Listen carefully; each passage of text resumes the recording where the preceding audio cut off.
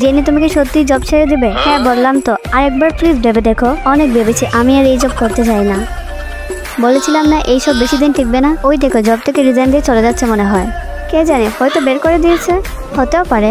আরে বাহ, জব ছেড়ে চলে যাচ্ছে নাকি? তাহলে তো আমার প্ল্যান সাকসেসফুল হয়েছে। মাকে একটা কল দিয়ে এই খুশি সংবাদটা তাড়াতাড়ি দিই। ছি, এসব কি মেনে নেওয়া যায়? চাকরির জন্য নিজের মেয়েকে কোম্পানির বসের সাথে?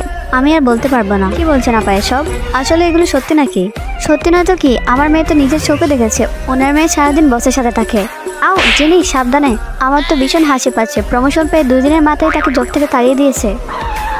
বস এখন এখানে কেন এসেছে সেটা সময় হলে দেখতে পারবে। ম্যাডাম, এই নিন আপনার জুতা। এদিকে আসো, দৌড়াটা, আমি এক্ষুনি যাচ্ছি।